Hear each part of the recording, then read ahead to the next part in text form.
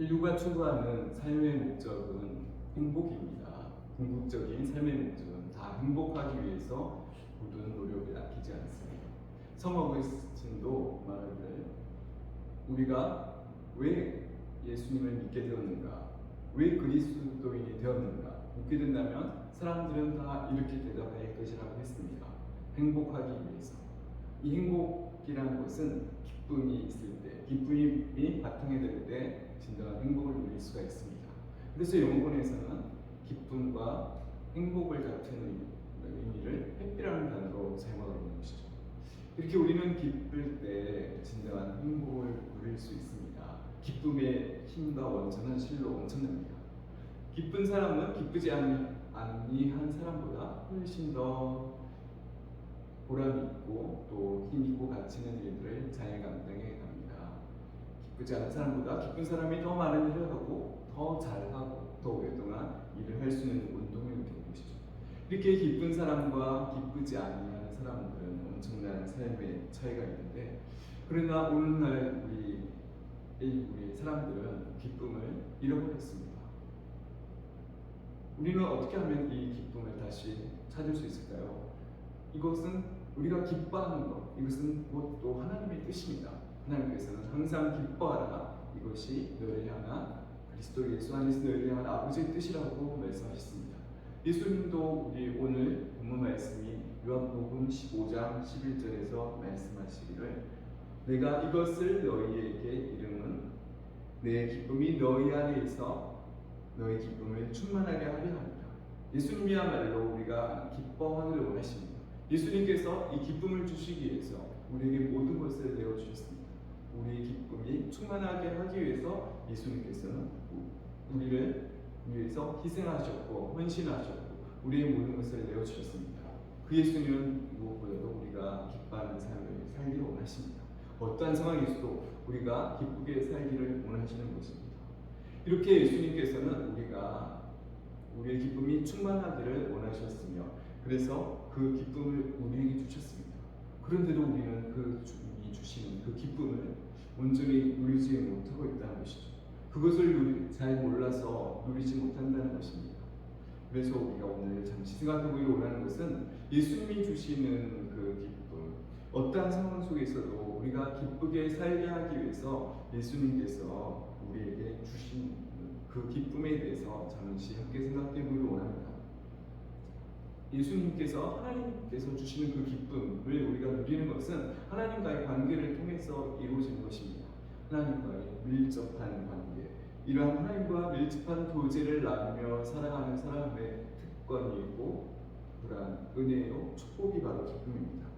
이 기쁨은 하나님과의 밀접한 관계를 가지고 살아가면서 이 기쁨이라는 것은 가장 기본적이고 가장 근원적인 것입니다.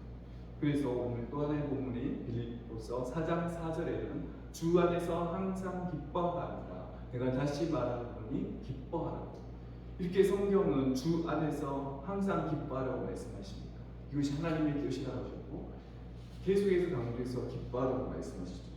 주 안에서 기뻐하라. 주 안에서 기뻐한다는 말의 의미가 무엇입니까?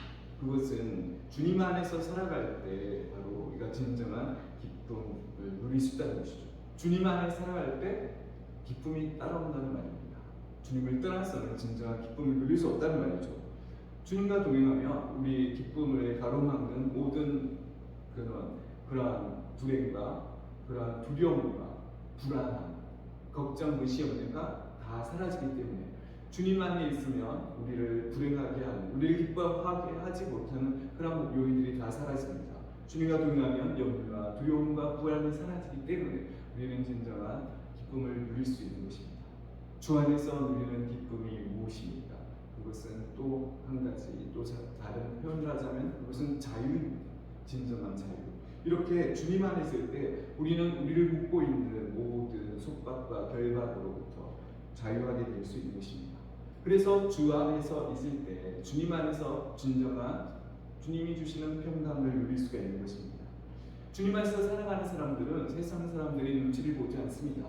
사람들이 불행하게 되고 힘들게 된 것은 주위 사람들을 의식하기 때문에, 그렇기 때문에 타인의 시선을 의식하다 보면 한없이 그렇기 때문에 스트레스를 받고 힘든 상황들이 계속해서 지속이 되는 것이죠. 이렇게 사람들의 그 시선을 받는 것, 사람들과 부딪히게 되는 것, 주변의 사람들을 의식하게 되는 것, 이러한 것들, 우리의 자신의 행동이 다른 사람이 볼 때 어떨까를 의식하면서 살아가기 때문에 진정으로 기뻐할 수 없고 자유하지 못하는 것입니다. 주 안에서 기뻐하라고 진리가 너희를 자유케 하리라는 하나님께서 주신 우리에게 말씀이 있습니다. 그래서 우리가 남을 의식하면서 살아가다 보면 기쁨을 잃어버리고 마는 것입니다. 그래서 삶의 허세도 들어가고 위선도 들어가게 되고 진정한 자유로움을 누리지 못한 것이죠. 이렇다 보면 삶의 기쁨이 없습니다. 이렇게 우리가 이 진정한 자유를 누릴 때 우리는 기뻐할 수 있고 또한 행복한 삶을 살아가는 것입니다. 진정한 자유는 바로 주님 안에 있을 때, 주 안에서 살아갈 때 우리는 그런 문화의 압력으로부터도 자유할 수 있고 그런 외부의 그 압력보다는 내적인 힘이 더 강하기 때문에 외부의 압력을 견디고 이겨나갈 수 있는 것입니다. 오늘 많은 사람들이 댓글에 시달리고 그러다 보니까 고통스러워하고 심지어는 자기 목숨까지 끊는 그런 얼마나 외부의 압력과 그런 시선들로 인해서 자유하지 못하고 불행하고 그러니까 자기 목숨까지 잃어가는 그런 슬픈 현실의 삶을 살아가고 있는 것입니다. 그는 주변의 이야기가 아니라 바로 우리 자신의 이야기인 것이죠. 이렇게 우리의 현대인의 삶을 살아가는 것 있어서 우리가 진정한 자유를 누려야 될 텐데 신앙생활을 하다 보면 우리 안에 있는 기쁨이 커져가는 것이 마련이겠죠. 당연히 커져가야 하는데 우리는 그렇지만 물론 처음부터 기쁨이 넘치는 것은 아닙니다. 그렇지만 주 안에 있을 때 진정한 기쁨을 누릴 수가 있습니다.